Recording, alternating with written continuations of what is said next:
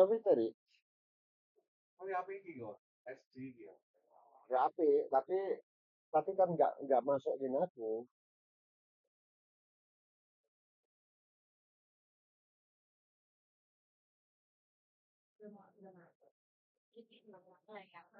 Ini udah ditekan tombolnya. Oke. Assalamualaikum warahmatullahi wabarakatuh. Selamat pagi sobat KR53 Kicau Rakyat 53. Nah, kali ini spesial ya. Kalau biasanya kita live di Kota Jombang. Nah, ini spesial hari ini kita live di kotanya Bung Karno ya, ada di Kota Blitar ya.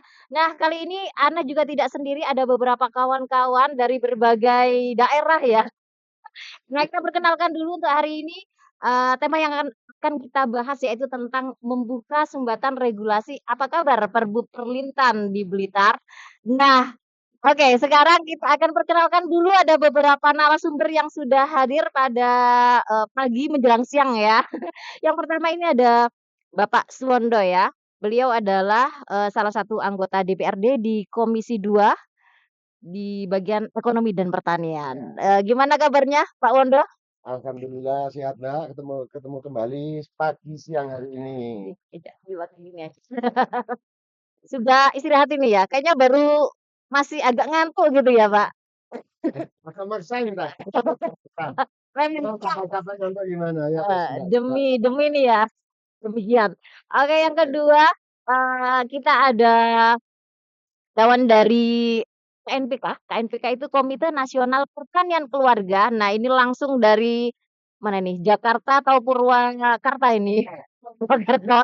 Ini ada Mbak Ika Krisnayanti. Gimana kabarnya Mbak Ika? Alhamdulillah sehat walafiat. Nah, sudah di Blitar sudah berapa hari ini? Sudah hampir seminggu ya, Mbak? Sudah seminggu ya? Ya, Sudah mencicipi semua kulinernya Blitar ya? hampir semua, Nah, tapi belum puas. bisa tanya Pak Ya, Wawan.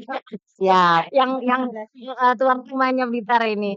Nah, yang ketiga kita ada koordinator dari Aliansi Petani Indonesia yang ada di Jawa Timur. Ini ada Mbak Naneng Suprawati. Nah, ini wajahnya tidak apa ya.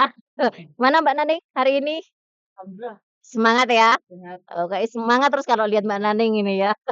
Nah, Sobat Kar53 seperti yang, Ana sampaikan tadi bahwasanya kita akan membahas tentang isu pertanian tentu saja. Nah, kalau gitu kita tanya dulu ke Mbak Naneng dulu ya, yang paling tahu nih bagaimana sih kondisi petani yang ada di Kota Blitar. Karena kalau kita lihat di datanya, Kota Blitar ini, sangat dominan ya dengan pertanian, peternakan, perkebunan ya.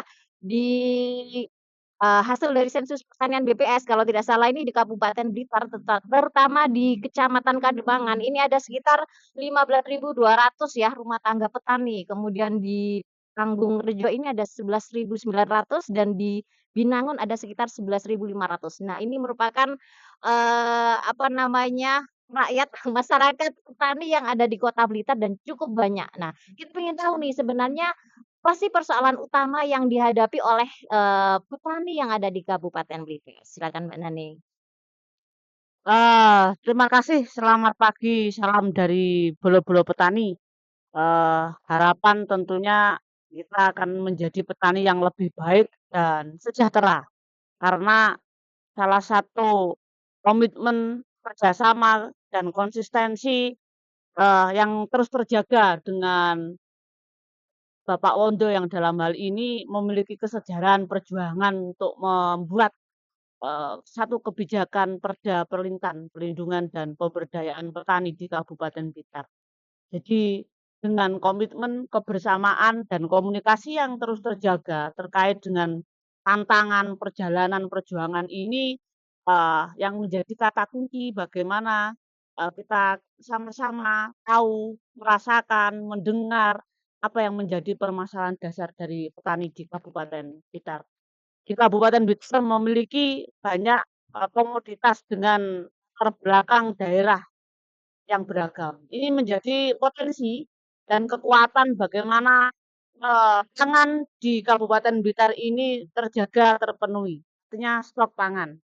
Nah, namun apa kita juga harus apa itu mengkritisi dari apa dari perjalanan dari dinamika yang dirasakan oleh petani ketika tidak ada jaminan kebijakan yang memberikan perlindungan baik dalam berproses bertani hari ini dan yang akan datang.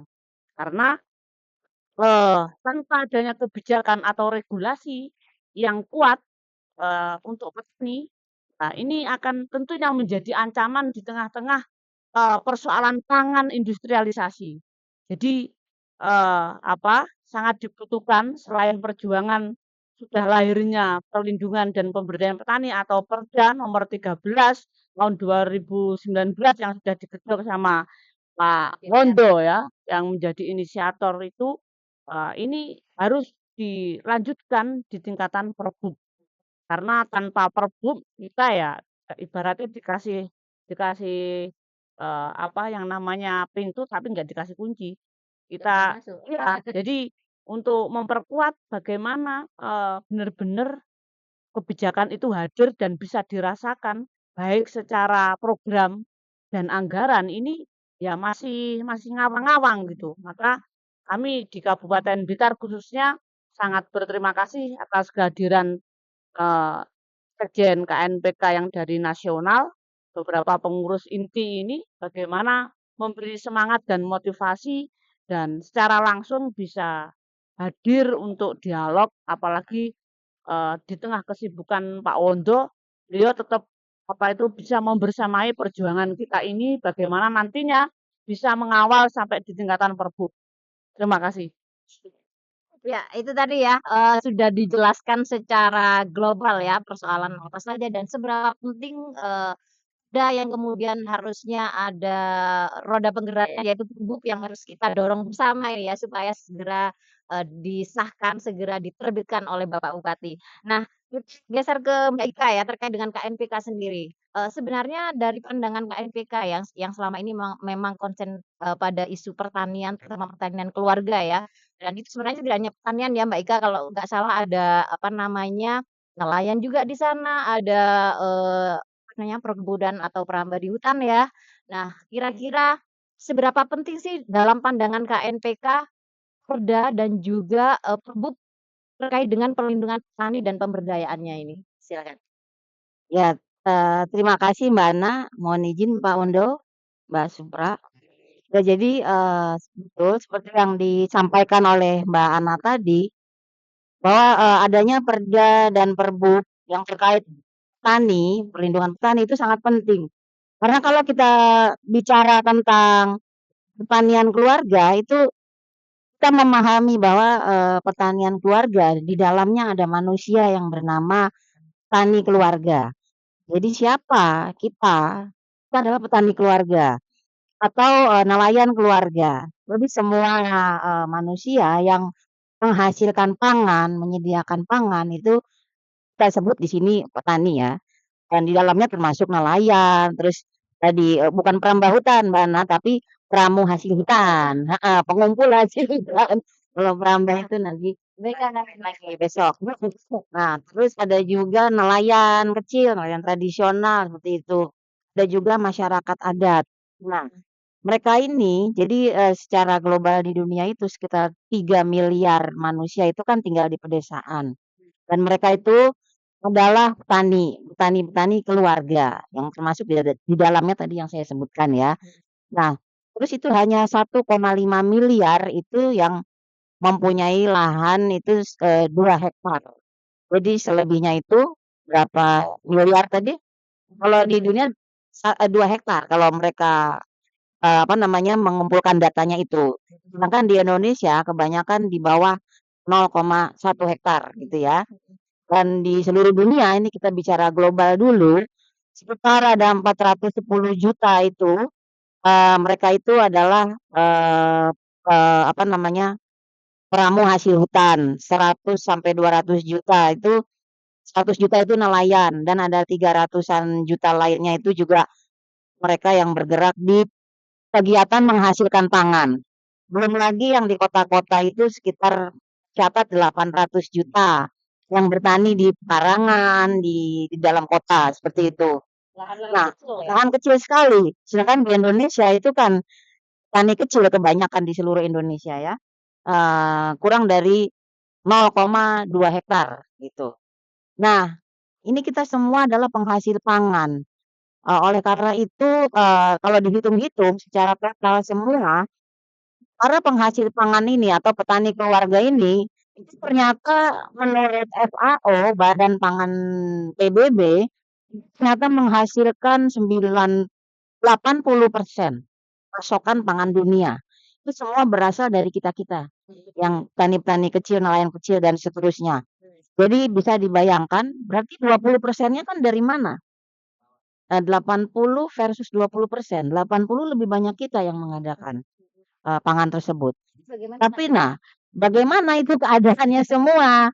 Di dalam negeri sendiri kita bisa berkaca ya, melihat ya, masih banyak yang petani-petani, nelayan, semua itu masih berjuang untuk mendapatkan pengakuan atau penghargaan atau mendapatkan perlindungan ya? perlindungan dan pemberdayaan ya, terutama di dalam perintahan Undang-Undang Nomor 13 Tahun 2013 itu. Dan yang satu lagi Undang-Undang tahun 2018 tentang perlindungan nelayan, pembudidaya ikan dan tambak garam. Di situ kita KNPK Indonesia berfokusnya karena turunan dari undang-undang tersebut adalah di tingkat daerah, provinsi, kabupaten adalah Perda dan Perbub terutama. Nah, ini sedang kita perjuangkan bersama, yaitu dengan berbagai pihak, nggak bisa sendirian, tapi banyak pihak terlibat di dalamnya. Jadi sangat penting sekali itu Mbak Ana untuk memiliki muatan lokal ya, di tingkat daerah seperti itu. Demikian. Oke.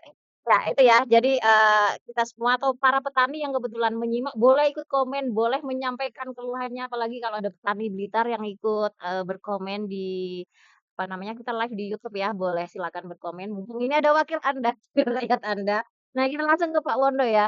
Terakhir kita ketemu di acara Jagong Tani di Koipak ya, Pak Wondo. Waktu itu ada Pak Wondo, ada Pak Bupati, ada, Kepala Dinas Pertanian, kayaknya lengkap deh informasinya.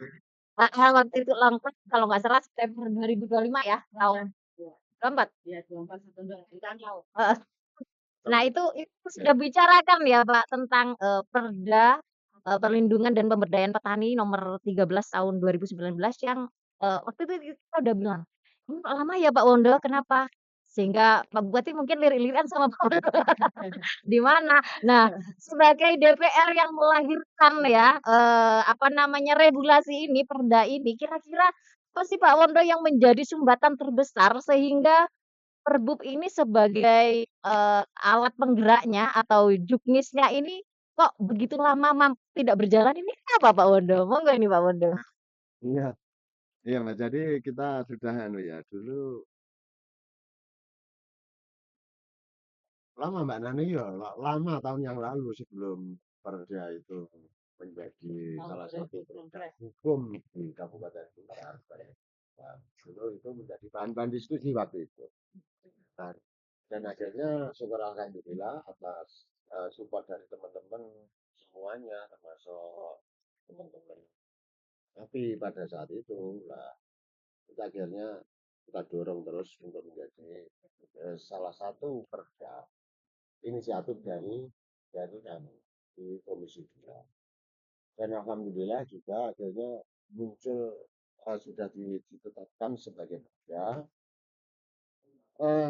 pada tahun 2019 sehingga menjadi Perda tentang Institut nomor 13 tahun 2019. Runtut waktu itu kita diskusikan terus. Nah, memang sebuah peraturan daerah itu kan pintu masuknya atau pelaksanaan teknis yang udah bisa dilaksanakan itu kan harus butuh peraturan bupati, kepala daerah. Dan alhamdulillah juga sampai hari ini padahal dulu juga pernah pernah menjadi mana ya dulu pernah menjadi janji politik ya politik tahun yang 2020 Betul. nah, Dia nggak jadi. akhirnya yang Bapak Bupati kita yang pada saat itu kita dukung ternyata nggak jadi lah akhirnya sampai dengan kemarin pencalonan kemarin tuh Ya kita sampaikan juga ya, Mbak Nani, kita bersama teman-teman kita sampaikan. Nanti kalau panjenengan jadi bupati harus muncul Perbup yang mengatur tentang teknis pelaksanaan Perda nomor 13 tahun 2019. Sampai hari ini juga belum, kita di komisi, Mbak. Karena kita di komisi juga berupaya bahwa bagaimana Perda Perlintahan ini nomor 13 tahun 2019 ini harus segera munculkan, segera terbitkan Perbup yang mengatur tentang teknis pelaksanaan itu. Tapi juga sampai hari ini belum juga. Kita berharap kita tetap berupaya di lembaga DPRD ini dari produk hukum peraturan daerah melalui Perda nomor 13 tahun 2019 yang sudah susah payah kita diskusikan, kita kaji, kita pikirkan. Dan kita tentunya dan bersama dengan teman-teman petani itu sudah berharap untuk pelaksanaan Perda ini. Ya, ini nantinya akan menjadi dan pada pagi hari ini di suasana yang agak dingin ternyata kita diingatkan kembali oleh teman-teman PK sehingga ya menjadi pengingat untuk kita bahwa nanti harus kita dorong lagi untuk menjadi untuk diterbitkan peraturan kepala daerah atau peraturan bupati itu, Mbak. Ya. Tapi kita secara teknis membersamai bagaimana kebutuhan petani-petani yang jenengan sampaikan tadi, ternyata ya memang harus ada regulasi-regulasi yang mendorong, yang mendukung untuk keberlangsungan dari petani kita yang 80% itu, Bung, ya, yang 80% pemasok pangan dunia. Nah, itu harus dibutuhkan regulasi-regulasi yang mendukung petani itu.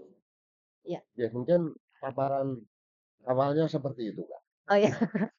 Sejauh ini kalau saya lebih lanjutkan ya, apakah sudah pernah ada komunikasi nih Pak Wondo mungkin duduk bareng dengan Bupati atau memang belum pernah untuk melanjutkan lagi obrolan tentang ini mau dikemanakan ini? Ya sudah beberapa kali sebenarnya. Sebenarnya sudah ya? Ya kita juga didiskusikan beberapa kali dengan Bupati, dengan kepala dinas pertanian sebagai leading sektornya. Nah itu sudah kita diskusikan. Bahkan dulu sudah dianggarkan loh.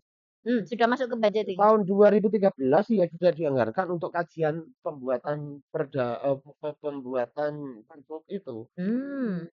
Tapi nggak tahu ya, memang begini, ya. Kita juga agak maklum, Mbak Ana. Jadi ketika Perda nomor 13 tahun 2019 ini dilaksanakan, ini keberpihakan kepada petani begitu luar biasa, ada 7 item kan di situ. Ya. Dan semuanya berimplikasi atau ada konsekuensi anggaran yang besar untuk pertanian. Ya. Nah, sehingga pada saat sekarang ini mungkin ya, ini pemerintah daerah kan lagi fokusnya untuk menggenjot infrastruktur. Nah, mungkin ada pertimbangan itu, tetapi ya nanti akan kita dorong lagi. Yang penting minimal itu ada progres keberpihakan kepada petani, ada implementasi dari Perda nomor 13 ini, sehingga nantinya akan secara bertahap nantinya akan memang keberpihakan pemerintah daerah melalui payung hukum Perda ini nanti memang benar-benar akan memajukan, mensejahterakan dan mendorong petani-petani yang ada di Kabupaten Blitar. Iya. Gitu. Iya. Beberapa kali, sudah beberapa kali. Jadi tinggal nunggu ini ya aksinya gitu ya. Iya. Ya tinggal itu sebetulnya. Tinggal Perbup tentang perlintahan. Ya semoga nanti ada teman-teman yang dari pertanian dan eksekutif mungkin yang mendengar tentang acara ini, oh ternyata dibutuhkan oleh teman-teman KNPK juga ya sebagai motor, sebagai pengkaji di bidang pertanian. Iya. Terima kasih Pak Wondo. Nah, kita balik lagi ke Mbak Naning ya. Jadi memang Pak Wondo bilang memang dalam Perda itu ada 7 item kalau nggak salah ada tentang bagaimana sarana prasarana pengadaannya pertanian ini ya, kemudian ada stabilitas harga pasca panen sehingga, ada apa ya, tidak dipermainkan oleh tengkulak begitu, kemudian ada perlindungan supaya mereka tetap bisa survive ketika ada gagal panen, ada apa namanya, asuransi ketika itu mungkin mengalami apa, istilahnya gagal panen atau kecelakaan atau yang lainnya. Nah, kalau Mbak Nani sendiri, kalau kita lepas dari apa namanya, perda itu tadi ya, apakah ada selama ini program-program dari pemerintah ya, terkait dengan pemberdayaan atau juga perlindungan petani yang sudah dilakukan oleh pemerintah Kabupaten Blitar ini? Iya. Ya, terima kasih.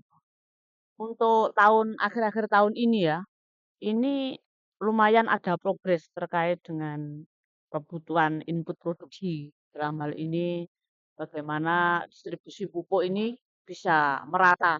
Yang dulu itu tahun kemarin khususnya di Kabupaten Blitar ya. Ini agak sulit kita mengakses kebutuhan pupuk.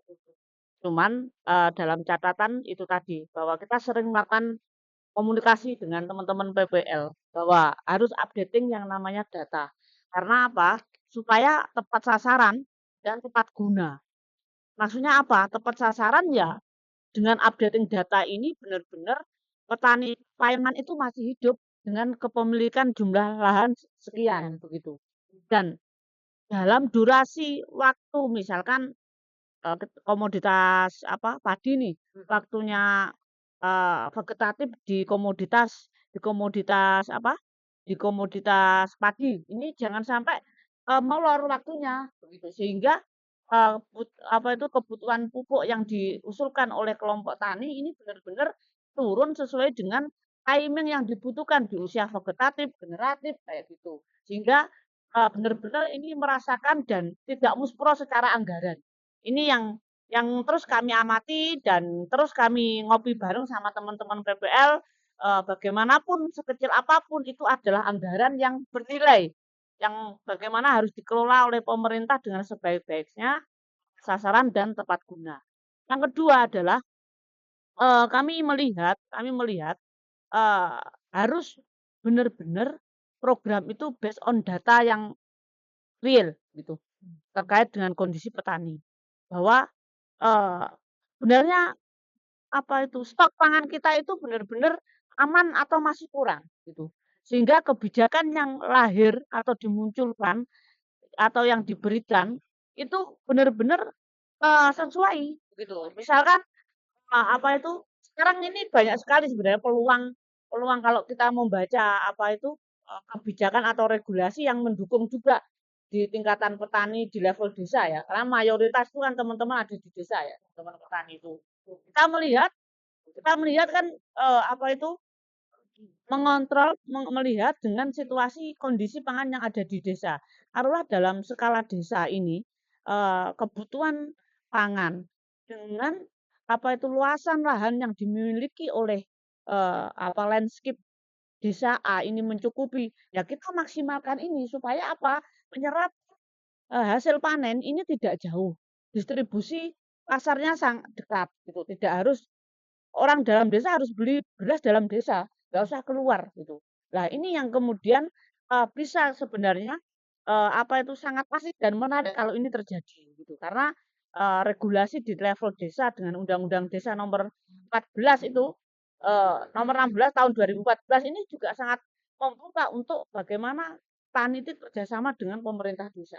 Nah ini juga menjadi menarik tapi kepekaan di situ di tingkatan birokrasi di bawah ini yang harus kita juga mengingatkan, membuka kayak gitu sehingga sebenarnya sangat bisa meminimalisir kekurangan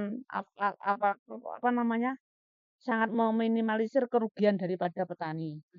Ngomong kebutuhan input produksi mulai dari pupuk, benih, ini harus ada di desa. Sehingga karena secara teritori petani ada di desa, nggak usah kemana-mana itu. Jadi di desa inilah yang harus dimaksimalkan untuk pemenuhan input produksi. Nggak usah impor bibit dari Jakarta misalkan, nggak usah. Jadi di desa ini yang harus kita maksimalkan dengan segala potensi dan kekuatannya. Kita melihat semuanya tuh dengan pendekatan kekuatan, bukan kelemahan. Jadi ini akan bisa ketahuan progresnya. Petani dari desa, dari kecamatan, dari kabupaten. Ini hubungan atau situasi yang lingkaran yang tidak jauh sebenarnya dari kehidupan kita sehari-hari. Dan sekarang itu jangan lupa bahwa akhir-akhir ini pembacaan kami itu yang kami hadapi sebagai petani itu adalah salah mongso. Jadi iklim yang tidak bisa diprediksi dan tidak menentu. Ini membuat teman-teman kami sebagai petani bingung mau menentukan komoditas apa yang mau kita tanam itu. Dan yang kedua air itu. Sumber-sumber air sebagai kebutuhan dasar daripada usaha tani kita. Ini yang menjadi masalah hari-hari ini, bagaimana bisa diselesaikan di lingkup kecil, kemudian kita bisa kolaborasi. Kita kolaborasi tidak kalau ketemu Pak Ondo kalau sambat tok kan ini ya nggak asik gitu kan. Jadi kita harus ada progres nih di kabupaten sehingga di desa ini teman-teman di level desa itu harus ada progres, ada giat itu. Baru kemudian Pak Ondo kalau mau mensupport itu ya sama-sama mutualisme gitu. Nggak sekedar ke sini Pak sambat ini. Nah ini kita itu juga ini sungkan di sini. Itu. Seorang kita sebagai misalnya dianggap kader itu ya. Kalau jalukan itu kan izin Mbak itu kan. Jadi kita harus memberikan progres dulu lah. Sudah ngelakuin apa gitu. Lihat dulu hasilnya. Begitu. Ya, itu ya tadi ya, Mbak Naning menjabarkan dengan gamblang ya bagaimana kondisi petani di Blitar tentunya ya. Bagaimana pentingnya mengoptimalkan sumber daya lokal ya. Jangan buru-buru mencari sumber daya yang lain. Harus dianalisa yang di dalam dulu kekuatannya apa saja. Baru nanti kalaupun perlu kolaborasi dengan daerah lain harus dipikirkan dulu seefektif mungkin gitu ya. Nah, nanti juga akan saya cek apakah anggota dewan ini juga melakukan musyawarah atau mendengarkan keluhan dari petani atau tidak gitu. Jangan-jangan ini hanya di tingkat petani tapi tidak nyampe ke para wakilnya. Nah, sebelum itu mungkin aku ingin tanya ke Mbak Ika ya, kira-kira kalau dari KNPK sendiri sejauh ini apa sih Mbak Ika yang sudah dilakukan ya sebagai langkah advokasi? Kayaknya di KNPK sendiri ada bagian advokasi ya terkait dengan regulasi atau kebijakan-kebijakan dari pemerintah ya terkait dengan pelindungan dan juga pemberdayaan bagi petani. Nggak hanya di tingkat daerah, tapi tentunya advokasi yang dilakukan di tingkat nasional juga seperti apa? Monggo Mbak Ika. Terima kasih Mbak Ana. Jadi KNPK itu kan sebuah platform nasional ya, yang beranggotakan 19 organisasi sekarang. Kami berfokus di bidang peningkatan kesejahteraan tani, terutama tani keluarga, nelayan keluarga dan seterusnya seperti itu. Yang tentu saja yang berbasis kepada sistem pangan yang berkelanjutan. Jadi cara kerja kami itu adalah pangan yang kami hasilkan itu melalui sistem yang berkelanjutan dan pertanian yang bersifat agroekologis. Nah, tentu saja hal ini tidak kita melakukan advokasi itu tidak hanya terpisah-pisah ya di daerah sendiri, di nasional sendiri, tapi bersamaan semuanya itu. Dan alhamdulillahnya kalau di daerah kita sudah punya salah seorang champion ya, kita sebut itu, yaitu Pak Wondo, champion kami di KNPK. Dan tentu saja juga koordinator KNPK di Jawa Timur. Beliau adalah Mbak Naning yang selalu mengkomunikasikan, mengawal, mendampingi sampai ya mengkoordinir semuanya sehingga bisa kami pelajari dia di tingkat nasional dan kami juga kemudian menyuarakan hal itu di forum-forum, di berbagai forum di tingkat nasional, bahkan juga di internasional, di luar Ini juga kalau ada Iya, kita sampaikan juga kayaknya gitu. sudah ini dengan Bappenas, dengan Jangan iya, dengan banyak organisasi ya, Mbak, ya? betul betul. Jadi KNPK saat ini itu adalah mitra pembangunan dari Bappenas, Kementerian Perencanaan Pembangunan Nasional, terutama dalam hal, eee, pangan dan pertanian, yaitu di bawah Direktorat, Pangan dan Pertanian di Bappenasnya, bersama-sama dengan IFAD dan FAO. Kami sebagai mitra pembangunan mereka dan, KNPK juga sudah pernah duduk di tim, Bappenas untuk menyusun draft, rencana aksi nasional pertanian, keluarga, jadi RANPK untuk tahun 2024 sampai 2030 sebetulnya, dan ini sedang menunggu untuk diluncurkan, diresmikan oleh Menteri Bappenas, Kementerian Perencanaan Pembangunan Nasional, eee, menunggu itu, tapi kita tidak diam saja menunggu itu, kita tetap bergerak, bahwa di dalam RANPK tersebut karena Bappenas kan mengurusi RAN, berbagai macam RAN, salah satunya RAN pertanian keluarga, dan di dalamnya itu ada 7 pilar yang harus diperjuangkan untuk kita implementasikan.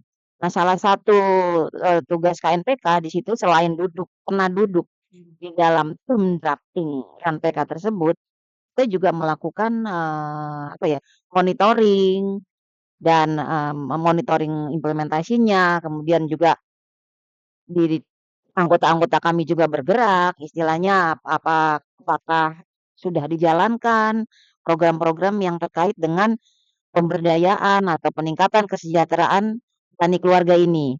Nah, kami melakukan hal seperti itu dan, untuk kedepannya juga kami akan menunggu, diluncurkannya RANPK tersebut, mudah-mudahan dalam waktu dekat ini ya, kami atas nama KNPK ini berharap sebetulnya, karena di dalam RANPK itu kan menjadi payung bagi, kementerian-kementerian teknis untuk mengimplementasikan, 7 pilar yang terdapat di dalam RANPK tersebut. 7 pilar itu kami fokus pada pilar saja, yaitu terkait dengan regenerasi atau regenerasi di pertanian, kaum muda di pertanian, itu kami fokus di situ. Satu lagi kami fokus juga di kesetaraan gender di dalam pertanian keluarga, di mana kedua hal tersebut, 2 pilar tersebut itu bisa bisa berada di mana-mana ya, bisa lari ke mana-mana juga dan bisa menyangkut kehidupan kita sebagai petani penghasil pangan. Kalau tidak ada penerus misalnya generasi muda, dulu siapa nanti yang menghasilkan pangan? Apa pabrik? Oh, seperti itu. Dan perempuan itu ternyata memegang peran kunci. Tentu saja kita udah paham bersama ya, penting perannya di dalam, pertanian, termasuk penelayanan mulai dari ya pemilihan bahan pangan, peningkatan gizi keluarga, dan seterusnya. Namun ya itu tadi, belum mendapat perhatian yang memadai. Nah, demikian. Oke oke. Iya baik Kak, memang, apa namanya, ada banyak hal yang perlu diperjuangkan ya di situ Mbak Ika. Dan, KNPK sendiri kemarin juga sempat, apa namanya, ikut berkampanye untuk ini ya, International Year atau Tahun Internasional untuk Perempuan Petani ya, supaya petani ini juga dilibatkan, juga diakui sebagai petani gitu ya, tidak hanya sekedar membantu suami gitu Ya. kemarin itu ya. Ya betul dan itu, apa namanya, video kampanye itu bisa dilihat ya Mhm di, YouTube mhm. KR53 dan YouTube-nya KNPK. Nanti Indonesia. silakan teman-teman mencari sendiri. Iya, sekarang kita ke Wondo nih. Nah, kita tadi udah mendengarkan ya Pak Wondo, ini salah satu, wakil gitu ya dari para petani yang ada di tingkat grassroots yang memang mereka, merasakan dari misalnya tidak atau belum adanya nih ya perlindungan dan juga pemberdayaan, terutama itu tadi persoalan bagaimana mereka mengatasi ketika ada dampak dari perubahan iklim. Ketika mereka bingung menentukan atau BMKG sendiri sekarang bilang, sudah musim kemarau," ternyata beberapa hari juga hujan. Sudah kadung apa, diolah ternyata, itu muspro gitu ya, harus diulang lagi gitu, sehingga biaya produksi tambah tinggi dan hasil panennya belum tentu maksimal gitu. Nah, dari Dewan sendiri, dari DPRD sendiri ada nggak mekanisme atau ruang dialog dengan kawan-kawan petani ini? Entah, eee, apa namanya, datang langsung ke Gapoktan atau ke petani melihat kondisi di lapangan ataukah meminta perwakilan dari mereka untuk berdialog atau menyampaikan keluhan-keluhannya kepada para, wakil rakyat di DPRD? Ya, mekanisme itu sudah ada, Mbak. Nah, jadi mekanisme sudah ada. Dan kita kan di pemerintah daerah ini, dinas pertanian dalam hal ini kan sudah memitigasi melalui ya perbatasan perangkat yang ada. Kan mitigasi biasanya itu sudah disampaikan kalau memang kata Mbak Nani tadi yang disampaikan salah mongso misalkan apa kondisi iklim Tidak menentu ya? yang tidak menentu, nah itu sudah sebetulnya ada warning, ada mitigasi. Nah itu disampaikan kepada kita kan berbasis pada kelompok-kelompok tani itu. Nah, belum ada aliansi, pada asosiasi dan sebagainya itu. Nah, sudah. Makanya ya salah satu item juga mitigasi tentang perubahan iklim kan yang ada di yang Perda ya? ya dituangkan di Perda Pemerintah itu. Nah, itu sebenarnya sudah ada. Cuma nah, mungkin sosialisasi, mekanisme sosialisasi itu yang belum nyampe kepada teman-teman petani di bawah, terutama di keluarga-keluarga petani, atau bahkan juga ada petani yang belum terafiliasi atau petani-petani yang belum masuk dalam Kelompok kelompok tani. tani. Nah, itu mereka jelas sama sekali mereka terlambat dalam akses pemerintah daerah. Nah, itu Mbak, masalahnya seperti itu. Terus dinasnya gimana, Pak? Kalau akses informasinya nggak nyampe kan artinya itu harus dicarikan jalan, Pak. Iya, sejauh ini Mbak Ana, sejauh ini kita kan sudah apa ya? Ya sudah merekomendasikan, memberikan catatan-catatan kepada dinas. Eh, gimana ya? Supaya Selebihnya itu di luar alam kita ya. Nah, itu masalahnya sebenarnya. heeh heeh Nah, heeh. belum adanya beberapa hal yang belum sinkron antara apa yang kita mau sebagai perwakilan dari masyarakat, anggota DPRD yang membidangi urusan urusan ekonomi atau pertanian dalam hal ini, terus kepada pemerintah daerah yang ya mungkin ada beberapa kegiatan-kegiatan mereka yang kadang aduh sik to Pak, kapasitas mereka yang belum mumpuni kira-kira begitu. Jadi ada beberapa hal yang disampaikan oleh teman-teman petani-petani, asosiasi petani, kelompok tani. Nah, itu yang sudah kita sampaikan sebagai bahan kita, sebagai perwakilan mereka-mereka, dan kita untuk memberikan rekomendasi catatan-catatan kepada pemerintah daerah juga belum Ditindaklanjuti. ditindaklanjuti. Tapi kita selalu berupaya, karena kita juga konsisten di Komisi 2 ini senyampang, kita masih di Komisi 2. Senyampang Mbak Naning, mungkin selepas ini nggak lama lagi saya nggak di Komisi 2. Nah, mungkin gitu. Nah, sehingga di dalam ini saya gunakan kesempatan senyampang masih di Komisi 2 ini saya gunakan sebaik-baiknya untuk berpikir dan berbuat untuk pertanian khususnya di Kabupaten Utara. Oke.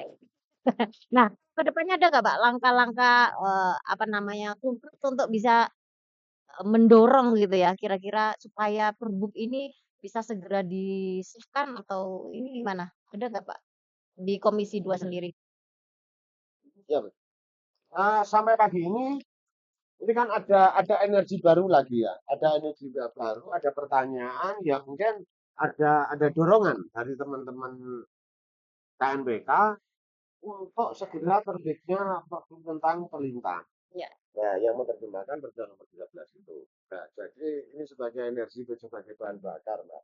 Jadi sebagai energi yang baru untuk kita sampaikan kepada pemerintah daerah lagi, kepada eksekutif, untuk di situ dibuka ruang diskusi lagi bahwa Perda tentang perlindungan ini implementasinya, pelaksananya ini sudah sangat mendesak untuk dibutuhkan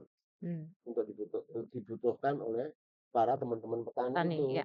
Nah, sehingga itu nantinya akan mendapatkan perhatian lebih lah mungkin. Dan secepatnya Mbak, secepatnya akan kita sebagai bahan diskusi lagi, sebagai bahan untuk mendorong eksekutif lagi agar pergub ini segera muncul. Mungkin gitu. Iya, iya. Oke, terima kasih Pak Wondo. Nah, kita kembali ke Mbak Naning nih. Nah, Mbak Naning mungkin ini di sesi-sesi tinggal beberapa pertanyaan aja nih.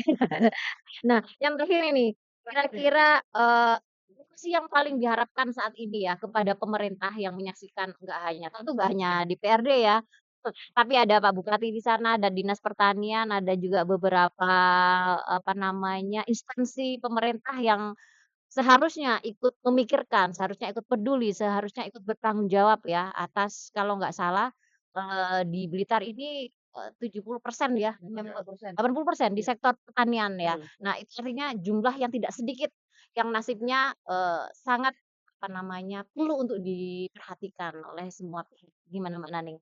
Apa yang ingin disampaikan kepada Pak Bupati, ke dinas untuk segera bergerak ini, gimana Mbak Naning? Monggo. Iya bener, komoditas real di Kabupaten Blitar, penghasil pangan sekaligus penghasil pajak itu dari penduduk petani. Jadi legacy yang sangat apa, mendukung strategi kehidupan untuk jangka panjang di Kabupaten Blitar ini adalah Perbup Perlintan. Jadi saya berharap pada Pak Bupati, boten usah suwen-suwen untuk segera mengesahkan Perbup Perlindungan dan Pemberdayaan Petani. Ini adalah real ngomong masa depan kesejahteraan Kabupaten Blitar. Dari petani inilah kemudian akan lahir kesejahteraan yang merata dan membawa berkah. Terima kasih untuk petani. Ya, itu tadi ya, Haji Rianto ya sebagai Bupati Jombang dan juga Pak Beki Hirdiansah sebagai Bupati Blitar. Aduh, ke bawah Jombang. Bupati dan juga Wakil Bupati Blitar yang semoga mendengarkan dan menyimak ini adalah suara dari masyarakat rakyat. Bagaimana Anda dipilih itu juga dari mereka-mereka yang memilih Anda, memberikan amanah. Semoga ini didengarkan dan kita semua tentu berharap semua orang mengawal untuk bersama-sama ini bisa terlaksana, ini bisa segera disikapi dan ditindaklanjuti. Nah, ini pertanyaan terakhir juga buat Mbak Ika. Untuk ke depan apa sih upaya yang juga akan didorong ya untuk, bersama-sama menemani, apa namanya, KNPK yang ada di Jawa Timur, juga isu pertanian keluarga secara nasional ya, untuk bersama-sama, adanya regulasi yang memang peduli kepada nasib para petani. Monggo, Mbak Ika. Iya, terima kasih Mbak Ana. Jadi, petani itu atau nelayan itu adanya di mana? Di desa, Ya. ya kan?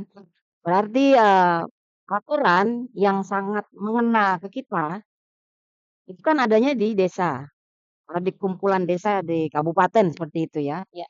Kemungkinan nanti juga di Perdes juga bisa saja itu ada peraturan yang melindungi petani di desa tersebut atau nelayan di desa tersebut. Jadi, KNPK sebagai organisasi ya, pertanian keluarga di tingkat nasional, tentu kita berharap, bahwa, peraturan-peraturan yang ada di tingkat nasional itu bisa meresap, istilahnya bahasa mudahnya gitu ya, meresap sampai ke akar-akar ke tingkat desa, seperti itu. Bisa dirasakan manfaatnya oleh petani-petani, nelayan, masyarakat adat, dan masyarakat, peramu hasil hutan, seperti itu. Karena apa? Karena kami adalah penghasil pangan. Mau tidak mau, kalian harus mengakui. Karena kami adalah Nggak bisa makan. nggak boleh sombong. Ya, bahwa petani keluarga itu adalah penghasil pangan. Tapi kalau itu tidak dibantu atau dimampukan, diberdayakan, dan dilindungi, itu kepada siapa lagi nanti kita akan berharap. Sedangkan di berbagai dunia, jumlah penduduk berkurang, jumlah petani mudanya juga berkurang. Di rumah sendiri juga anak-anak kita juga mulai enggan untuk meneruskan usaha ibu bapaknya untuk bertani. Apalagi nanti ke depannya dengan, apa namanya, industri-industri misalnya. Bagaimana dengan pertanian ini depannya? Oleh karena itu, mari kita sebagai, temannya petani, penggerak atau wakil rakyat juga, Pak Wondo dan kawan-kawan di seluruh Indonesia, ya, mungkin Blitar bisa menjadi, apa ya, tempat untuk menggali pengalaman seperti itu dari nol ya, kita tahun 10 tahun yang lalu mungkin, heeh, sampai sekarang, eee, dengan berbagai hingar-bingar di tingkat internasional, ada peringatan Tahun Internasional Pertanian Keluarga, pernah ada dasawarsa. Dasawarsa berarti 10 tahun Ya, tentang pertanian keluarga. Ini akan berlangsung sampai 2028. 28. Heeh. Jadi waktu kita kalau bicara tentang pertanian keluarga akan habis Kak, kalau dasawarsanya habis kan gitu. Lalu sekarang masuk lagi tahun 2026, itu, PBB mencanangkan Tahun Internasional Perempuan Tani, Pak. Nah, jadi mungkin ini momentum-momentum yang bisa kita pakai untuk, mengangkat lagi, mengartikulasikan pentingnya cara penghasil pangan ini baik perempuan, laki-lakinya, pemudanya yang menghasilkan pangan. Namun tidak berhenti sampai di peringatan-peringatan seperti itu. Kita tetap bekerja, berjuang setiap hari dari lahan kita, dari petani untuk bangsa. Untuk petani. Iya. Ya, baik Kak, terima kasih. Nah, ini mungkin terakhir juga, apa namanya, closing statement ya, kita minta kepada Pak Wondo. Nah, kalau kita bilang tadi memang kembali ke tema awal ya, bahwasanya memang ada regulasi atau, Perbup ini yang masih tersumbat. Kalau ke depan menurut Wondo, 3 langkah yang seharusnya dilakukan oleh pemerintah Blitar untuk membuka sumbatan ini apa Pak Wondo? Ya menurut kita Mbak, menurut kita ya yang sampai hari ini tersumbat, yang satu tentang sebetulnya yang pertama adalah komitmen dari pemerintah kota daerah ini bagaimana memang benar-benar memikirkan petani, memikirkan pangan dan keberpihakan itu jelas. Dan yang kedua eh, selalu terbuka telinga untuk mendengarkan sebetulnya apa sih masalah dari teman-teman petani itu. Nah, itu yang harus dilakukan bersama baik pemerintah daerah maupun kami yang ada di lembaga DPRD ini untuk sama-sama mendengarkan sehingga tidak ada tidak ada ego untuk bahwa ini harus seperti ini tapi dengarkan masyarakat petani itu masalahnya seperti apa sehingga nantinya juga ada kebijakan-kebijakan yang berimbang jadi antara teknologi dengan kebutuhan pemerintah, kebutuhan petani secara real. Dan yang ketiga adalah ya kajian-kajian yang memang komprehensif, kajian-kajian yang menyeluruh, sehingga kebijakan di bidang pertanian ini benar-benar sudah melalui kajian yang sudah matang, Matang ya. sehingga tepat sasaran. Pada saat satu sisi pemerintah ini ada efisiensi, keberpihakan anggaran terhadap pertanian itu terbatas. Nah, sehingga kebijakan yang ada konsekuensi dari penganggaran juga itu nanti efektif untuk pertanian. Sehingga tidak muspro begitu. Anggaran-anggaran yang sudah mepet, muspro lah itu udah tentunya itu tidak baik untuk semuanya. Nah, dan kita juga perlu sampaikan Mbak pada hari ini walaupun Perda nomor 13 tentang perlintan itu juga belum ada perbumnya, tapi kita sudah ini ada pembahasan lagi Perda yang Perda tentang pengembangan sistem pertanian organik itu juga sudah kita siapkan dan ya kelanjutan dari situ. Nah, insya Allah di tahun 2026 ini di tengah tahun ini akan mulai kita bahas dan itu juga hasil dari diskusi-diskusi, kita ketemu-ketemu dengan teman-teman, terutama dari pihak pertanian organik. Baik. Itu nantinya lebih spesifik lagi, bukan hanya keberpihakan kepada petani secara umum, tapi memang pertanian berkelanjutan ini yang harus lebih kita dorong. Sehingga akan baik semuanya, akan sehat semuanya. Sehat petaninya dan sehat yang mengkonsumsi pangan dari petani. Seperti itu, Pak. Terima kasih. Semoga kita tetap bersama-sama antara kami dengan teman-teman petani dan untuk kemajuan bersama dan untuk kesejahteraan kita bersama. Amin. Iya. Oke, terima kasih Pak Wondro ya. Apa namanya? Paling nggak ini menjadi apa ya? Masih menjadi daya tenaga dan daya semangat kita ya, terutama buat kawan-kawan petani untuk tetap berjuang, tetap walaupun kita sabar, tapi kita juga jangan hanya sabar, berhenti di sabar ya. Tentu kita menunggu apa namanya, sikap tegas ya dari pemerintah Kabupaten Blitar untuk kedepannya. Jadi kita berharap adanya kolaborasi yang baik, baik dari pihak legislasi, dari para wakil rakyat di DPRD, kemudian dari pihak pemerintah, bupati, Diknas dan dinas pertanian dan jajarannya.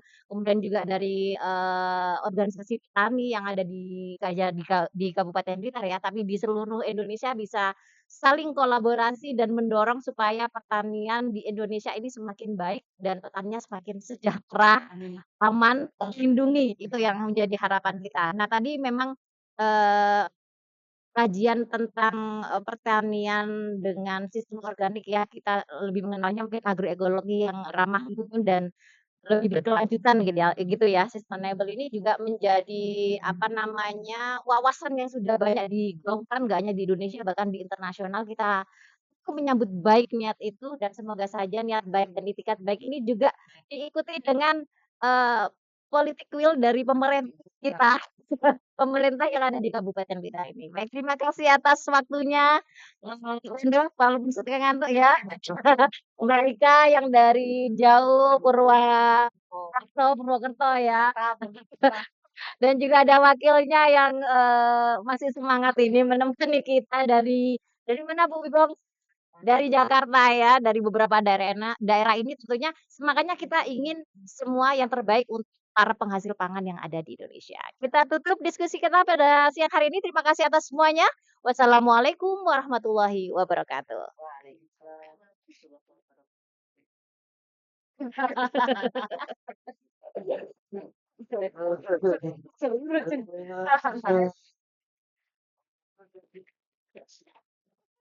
Terima kasih loh Pak.